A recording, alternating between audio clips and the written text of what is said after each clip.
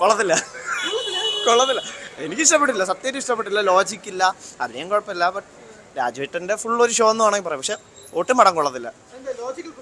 ലോജിക്കിൽ നല്ല പ്രശ്നമുണ്ട്, ഫുള്ള് പ്രശ്നമുണ്ട്. ഒരാൾ 100 പേരൊക്കെ ചേർന്ന് അടിച്ചിട്ട് അയാൾ എല്ലാവരും കുത്തിയിട്ട് രക്ഷപ്പെട്ട് ഓടുക എന്ന് പറഞ്ഞാൽ നാട്ടുകാർ മൊത്തം വളഞ്ഞിട്ട് അങ്ങനെ ഓടിക്കളയുന്നത് എങ്ങനെ ശരിയാവും ഇതൊക്കെ?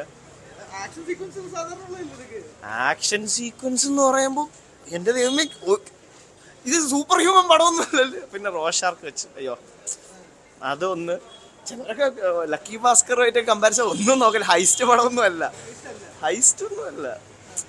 പോരാ, ഒട്ടും പോരാ. രാജുവേട്ടൻ കൊള്ളാം, ബാക്കി എടുത്തു പറയാൻ ഒന്നുമില്ല. ലോജിക്കലി പടം ഒരു സെൻസ് ഉണ്ടാക്കുന്നില്ല, അത്രേ ഞാൻ പറയുള്ളൂ. വേസ്റ്റ് ഓഫ് മൈ ടൈം, അത്രേ ഞാൻ പറയൂ. ലൈക്ക് സിനിമയെ കാണാൻ വരുന്നത് ഒരു 10-20 പടം ഈ വർഷം തന്നെ കണ്ട് ഇപ്പോഴേ. One of the worst movies I've seen. നല്ല മൂവിയാണ്. ഐ നോബഡി കൊള്ളാം, എല്ലാവരും നന്നായിട്ടുണ്ട്. പാർവതി തിരുവോത്തും നന്നായിട്ടുണ്ട്.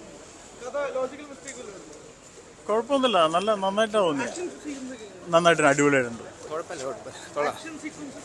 സീക്വൻസ് എല്ലാം കൊള്ളാം, എങ്കിലും ചെറിയൊരു എഴച്ചിലുണ്ട് പടത്തിന്. എന്നാലും ഒരു മെസ്സേജ് പാസ് ചെയ്യുന്നുണ്ട്. കൊള്ളാം, സിനിമ കൊള്ളാം. അതെല്ലാം ഉള്ളു, ഫൈറ്റ് എല്ലാം കൊള്ളാം. ഇവിടത്തെ ഇതെല്ലാം വെച്ച് കൊള്ളാം. ഇവിടെ വെച്ചാണ് ഷൂട്ടിംഗ് ഒക്കെ എടുത്തിരുന്നത്, അതെല്ലാം കൊള്ളാം. പൊളിയാ ചെയ്യാൻ. ആക്ഷനൊക്കെ നല്ലതാണ്. മൊത്തത്തിൽ കുഴപ്പമില്ല, ലോജിക്കില്ല, ലോജിക് കുറവാണ്. കൊള്ളാം. നോബഡി ആരുമില്ലാത്തൊരു നോബഡി ആയി പോയി എന്ന് തന്നെയാണ് പറയാം. ഫസ്റ്റ് ഹാഫ് ഓക്കെ ഫീൽ ആണെങ്കിലും സെക്കൻഡ് ഹാഫ് വന്നപ്പോഴത്തേക്കും പടം മൊത്തം കയ്യിൽ നിന്ന് പോയി. നിസാം ബഷീറിൻ്റെ റൊഷാക്ക് വെച്ച് കമ്പയർ ചെയ്യുമ്പോഴത്തേക്കും ഒരു രീതിയിൽ നമുക്ക് ഇൻട്രസ്റ്റോ കാര്യങ്ങളോ ഒന്നും തരാത്ത വെറും ഒരു നോർമൽ പടമായിട്ട് മാറിപ്പോയി. ഒന്നുമില്ല. ലോജിക്കൽ ഇഷ്യൂ ഒരുപാടുണ്ട്. എടുത്തു പറയാനുള്ളത് അത് തന്നെയാണ്. CM ഒക്കെ ഒരാളെ ഫ്രണ്ട് ഇരുന്നിട്ട് നോർമലായിട്ട് കൂട്ടുകാരന്മാരെ സംസാരിച്ചിട്ട് ഞാൻ അങ്ങനെ CM-നെ വെല്ലുവിളിക്കുന്നു. ഇതൊക്കെ എവിടെ കാണിക്കുന്നത്? ഒരു ലോജിക്കും ഇല്ലാത്ത വെറും മുണ്ണപ്പടമായിപ്പോയി, വെറും മുണ്ണപ്പടം. കൊള്ളത്തില്ല.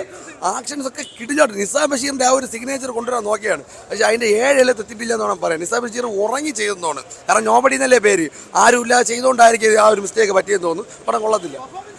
പെർഫോമൻസ് ഒക്കെ ഓക്കെയാണ്, പക്ഷേ മൈ സ്റ്റോറിക്ക് ശേഷമാണ് പൃഥ്വിരാജും പാർവതി ഒരുമിച്ചത്. അത് അതുപോലെ തന്നെ വീണ്ടും നിരാശയാക്കി തന്നെ തന്നത്. നമുക്ക് അതിന്നൊരു കരകയറ്റാൻ അവർക്ക് പറ്റിയിട്ടില്ല. ഹൈസ്റ്റ് പടമെന്നല്ല, ഹൈസ്റ്റ് പോലെ കൊണ്ടുവന്നിട്ട് അത് അവസാനം ഡാർവിൻ്റെ പരിണാമമില്ലേ, അതിൻ്റെ വേറൊരു മോഡൽ, അത്രേ ഉള്ളൂ, വേറെ ഒന്നുമില്ല. ഫസ്റ്റ് ഹാഫ് അടിപൊളിയായിരുന്നു, രക്ഷയില്ല. മേക്കിംഗ് ഒക്കെ മറ്റേ റോഷാക്ക് എടുത്ത ആളുടെ ആണെന്ന് അതിൻ്റെ ആ ലെവലിൽ എടുത്തിട്ടുണ്ട്. സെക്കൻഡ് ഹാഫും ക്ലൈമാക്സും ഒക്കെ ഒരു നല്ല സിനിമയാണ്, നല്ലൊരു ത്രില്ലർ മൂവിയാണ്.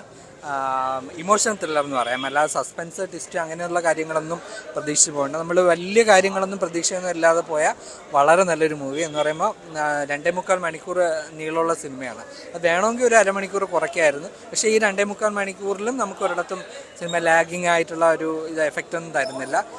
നല്ല മൂവിയാണ് എന്ന് പറയുമ്പോൾ ആക്ട്രസിൻ്റെ പൃഥ്വിരാജിൻ്റെയും പാർവതിയുടെയും നല്ല അഭിനയമുള്ള സിനിമയാണ്. ഹക്കിം ഷാ അവരെല്ലാം ചെയ്തിട്ടുണ്ട്. പിന്നെ ജേക്സ് വിജയൻ്റെ മ്യൂസിക്, അത് പ്രത്യേകിച്ച് ഈ സിനിമയെ കൊഴിപ്പിക്കുന്ന അതാണ്, ആ ഒരു ബാക്ക്ഗ്രൗണ്ട് മ്യൂസിക്കുമാണ്. ത്രില്ലർ സിനിമകൾ ഇഷ്ടപ്പെടുന്നവർക്ക് ഡെഫിനറ്റ്ലി ഈ സിനിമ ഒന്ന് കാണാം, ഒരു നഷ്ടമില്ല. നെക്സ്റ്റ് പടം എന്ന് നോക്കി വരുന്നവർക്ക് ഡിസപ്പോയിൻമെൻ്റ് ആയിരിക്കും. പടം ഒരു ബിഗ് പൊളിറ്റിക്കൽ സ്റ്റേറ്റ്മെൻറ്റ്, അതിൽ കൂടുതലൊന്നും പറയാനില്ല. പടം ഹെവി പടമാണ്. പെർഫോമൻസിനെ കുറിച്ചൊന്നും പറയണ്ട. ഒരു ബാലന് ശേഷം ഒരു നല്ല പടമാണ്. കൂടുതൽ വാർത്തകൾക്ക് News 18 Keralam YouTube channel subscribe ചെയ്യുക.